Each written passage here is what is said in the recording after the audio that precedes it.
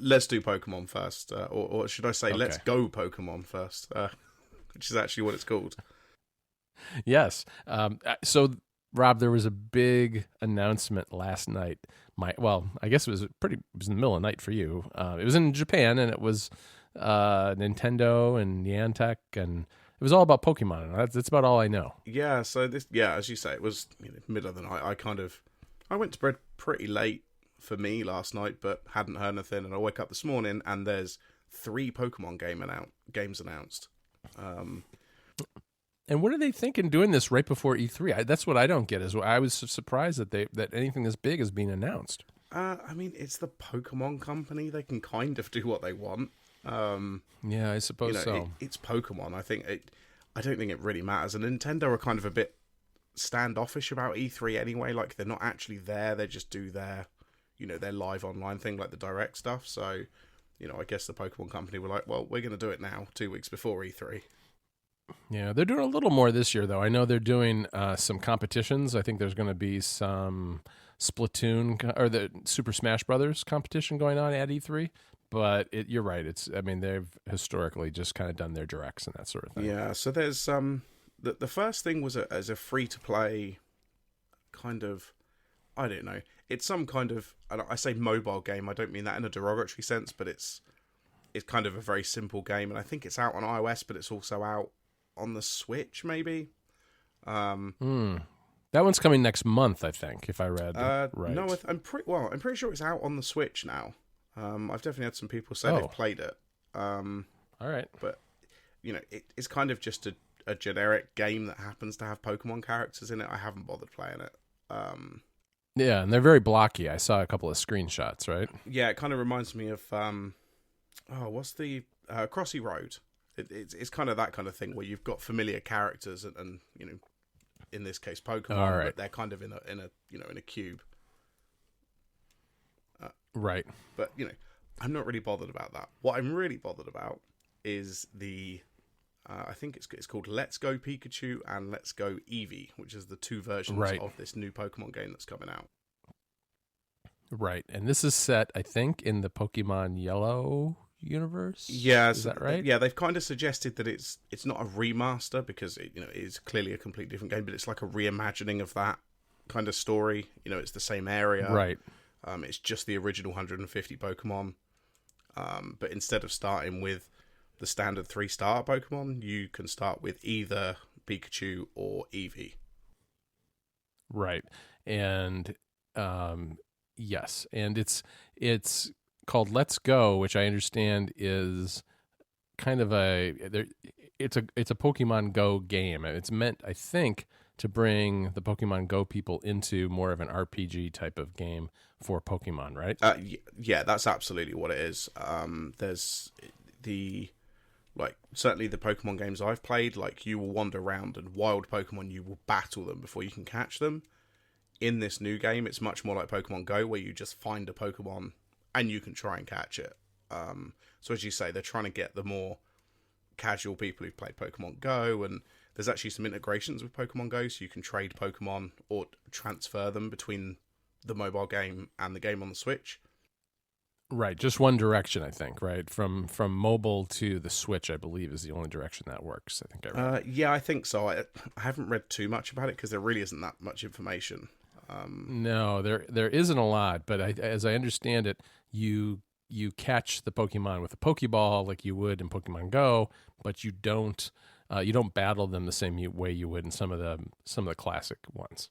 Yeah, exactly. And actually, talking of Pokeballs, there is the Pokeball accessory for this game, which is essentially a single Joy-Con, but in the shape of a Pokeball. So the little white button on the front of the Pokeball is a joystick for doing direction, and then it's got buttons, it's got HD rumble in it, it's got lights. Who knows what this thing's going to cost, but I am definitely buying it. Yeah, it looks really cool. I think it's a lot of fun. It also, I think what that does, it works with Bluetooth. So what it really says to me too is that the Switch is getting more Bluetooth capabilities. Yeah, it's interesting. I think it's hard. You look at something like the Wii, which was historically quite bad for sort of useless one-off bits of tat that worked with just like one game. So it's kind of easy to be cynical when you see something like that from, this Pokeball that just works with Pokemon, but it feels a bit more important, especially for this game, and you can like take it with you and it'll work as like a step counter to go with Pokemon Go, so it kind of has a few more functions than just working with the Switch game. Oh, okay, that's cool. That's really interesting.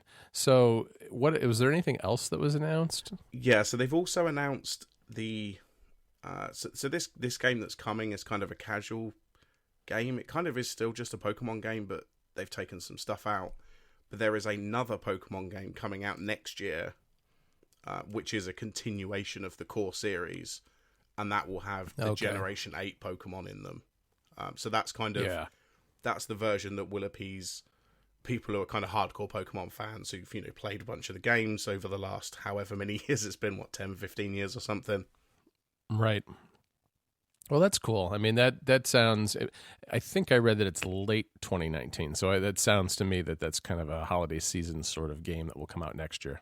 Yeah, and I think with the three of them, you've got the weird free-to-play thing, you've got the one that's like a remake of Yellow, and then you've got the one next year. Like, I think there's enough there for kind of everybody. Like, anyone who's a little bit interested or is really invested, like, there's plenty there for everybody. I think they've done a really good job, I think, to announce it early enough that everybody can accept and know what's coming.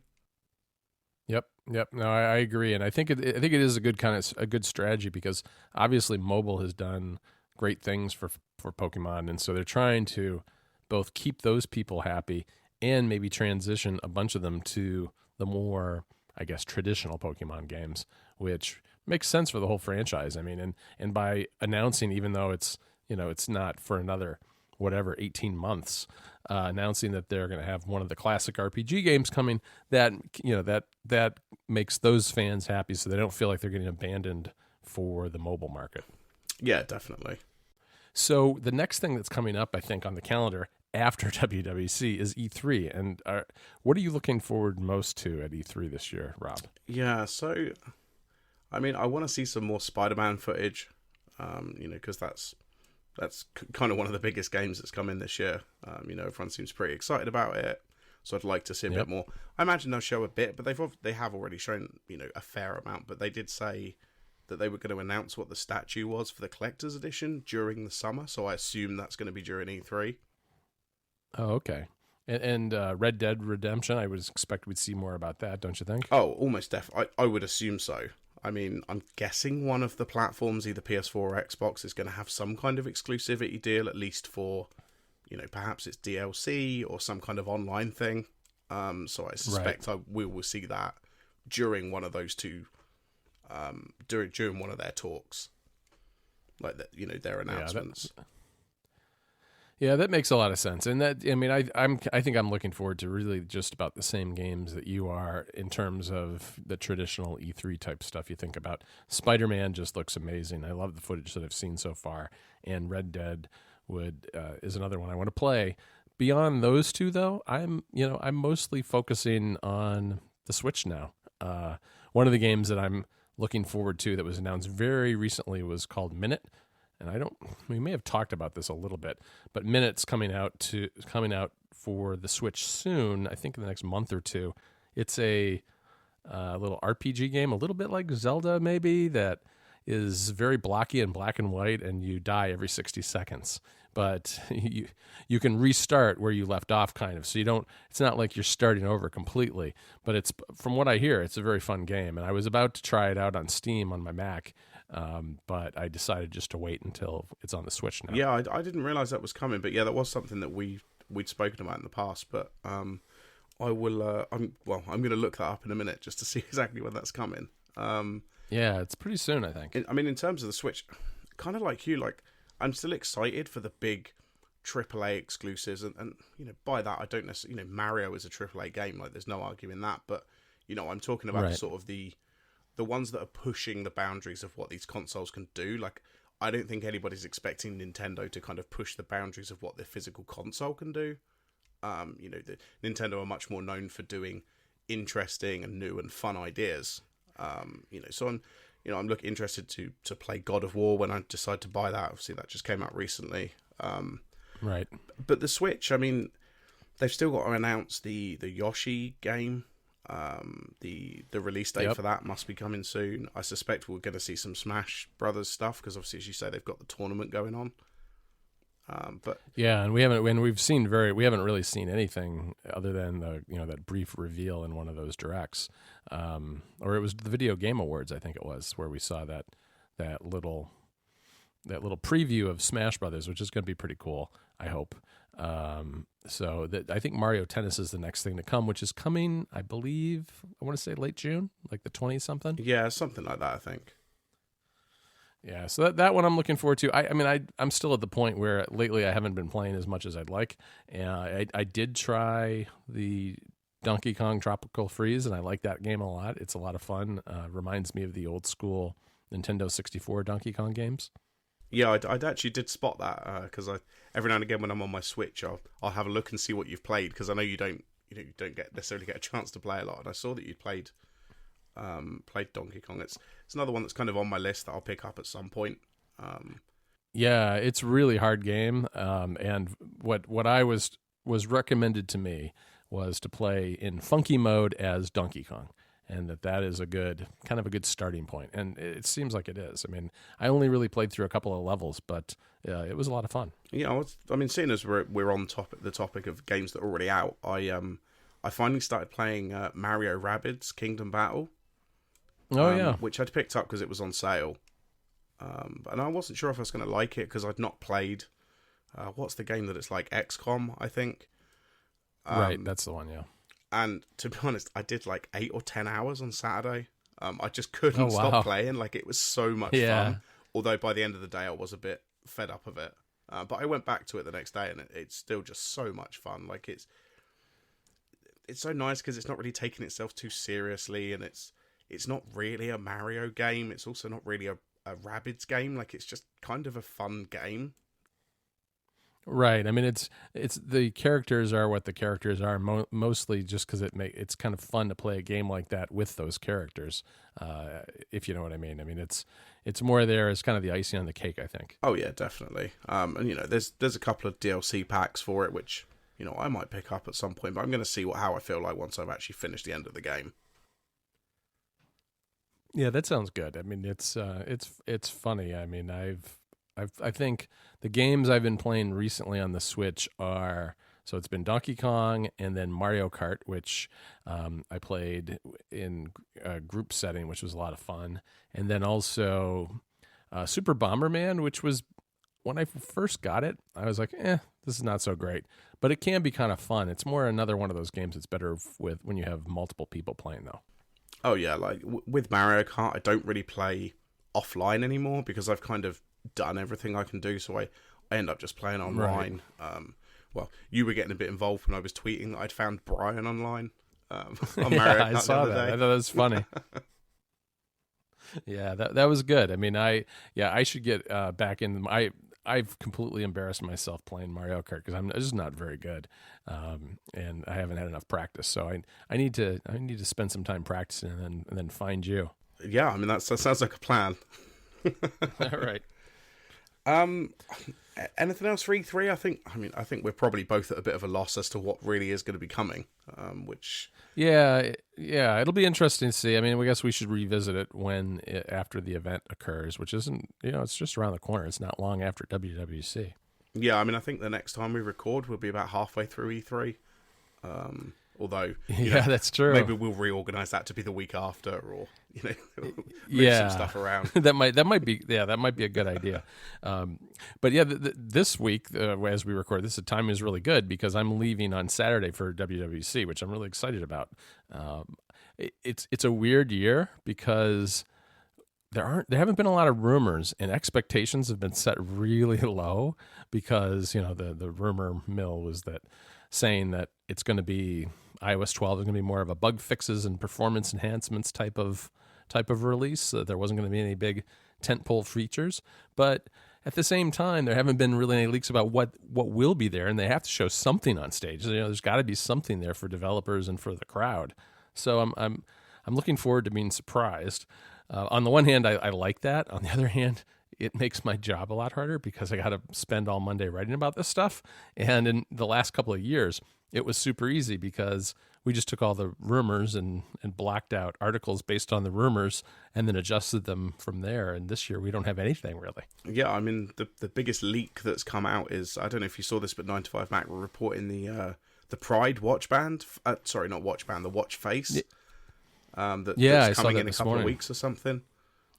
It looks really nice. It really does. I really hope there's a Pride band to go with it. Oh yeah, that would be kind of cool. Yeah, it looks really nice. It does this kind of interesting there's this animation where it does this kind of wavy thing before it kind of settles into just straight lines coming down vertically down the face of the watch face. It's really cool. We should put a link to in the show notes. It was another one of these Mr. Rambo finds deep in some portion of a beta or something.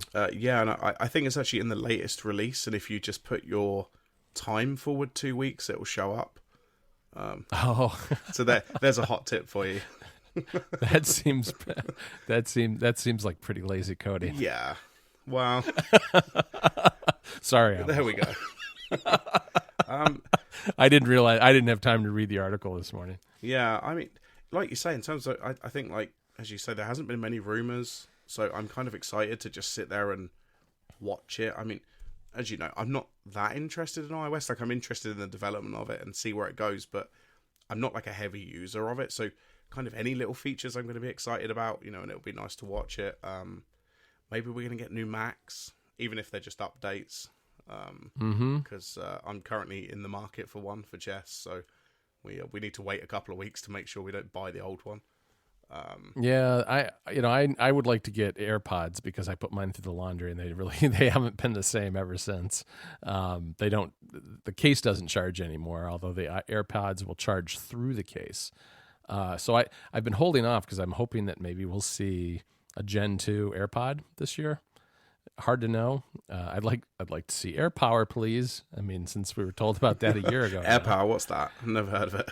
Yeah, I mean, I've got a key charger, the one of the Belkin ones, I think it is, and I like it. It's not a must-have kind of accessory, but if you are parked anywhere for long periods of the day, it's handy to have. Like, I just have it sitting on my desk, and so while I'm talking to you, my phone's sitting on the charger, so it'll be charged.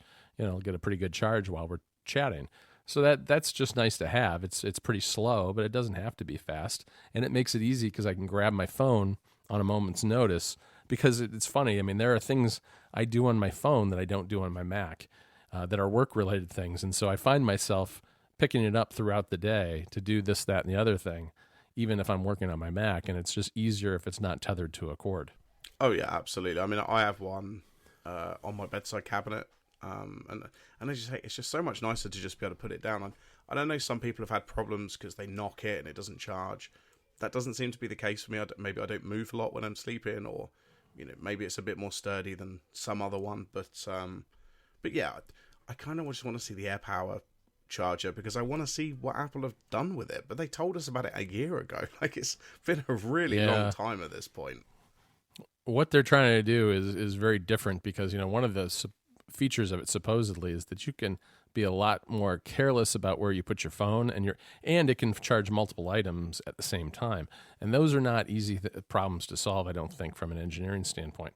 So I'm not surprised that it's taken a while, but I also wonder why it was announced when it was, because it doesn't feel like the kind of thing where it's like, oh, you got to announce this to keep people from buying the competitor thing, because competitor things have been there for a while and the market hasn't really changed much in the meantime.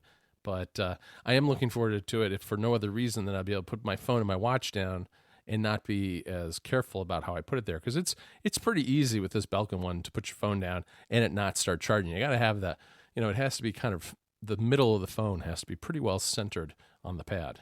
Oh yeah, definitely. But yeah, other than that, I think I'm just excited to kind of sit and watch it and see what happens. Yeah, I mean, I think I think we will see notification changes, which Apple could really take some pages out of Android's book on that. Notifications have become the tools we have to manage them are just too blunt. And I'd like to be able to more finely tune what notifications I get and when, stuff like something as simple as if I have a meeting on my calendar, put my phone in do not disturb automatically or something like that. So I think we'll see some of that. We'll probably see, Apple has said in the past, it's been months ago now, that there are going to be more parental controls coming.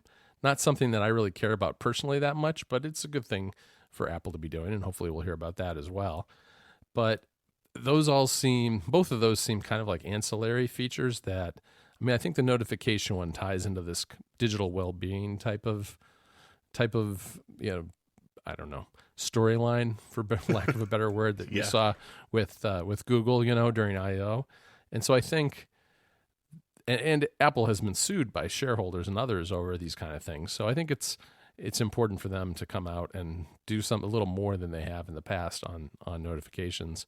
But I really would like to see something that helps boost the Mac a little bit and the Mac App Store, because every time I go to the Mac App Store, I feel a little sad because I got a press release from some company earlier in the week that was bragging about how their app had been on the Mac App Store had been featured on the Mac App Store ever since it had been released in January. And my reaction to that was not, wow, you must have the best app ever. It was, that's really sad, because on iOS, no matter how good your app is, you're lucky if you're there for 2 weeks. Yeah, as you say, the Mac App Store is a bit sad. But as you say, if it's a quieter year, maybe the Mac App Store is a good place for them to put some energy into. And as you say, notifications, as much as I didn't care about iOS that much, notifications would be amazing. Just a little bit more control, as you say, with Do Not Disturb, and like the kind of grouping that Android does, it is just amazing compared to what iOS does. So fingers crossed for some notification stuff. Right, and tools for developers to do a better job of letting you parse which notifications come through, even on an app level. Like, I don't know, Slack DMs from a particular person, or at mentions in Slack in a particular channel, even. Things to make apps where there's a lot of noise, like Slack, easier to manage and surface the messages that you need to get, and not everything. Yeah, definitely. I guess it's probably about it. I think you're going to be whisking off to WWDC in a few days, so I am, and if there's anybody who listens to Ruminate who's out there too, if you see me, say hi. I'll be around all week, kind of running around like a crazy person, especially at the beginning of the week, trying to get articles written and stuff. But I'll definitely be around, and love to say hello to people if they're around too. Yeah, cool. Well, I guess we'll make sure we put all the links in the show notes, and I guess for the next couple of weeks, you're going to be in the thick of it at WWDC. I'll be watching at home. Certainly the keynote. I'm not going to watch anything else. Then E3, and then I guess we'll be back and we can kind of talk about what's happened. That sounds great. Cool. Speak to you later.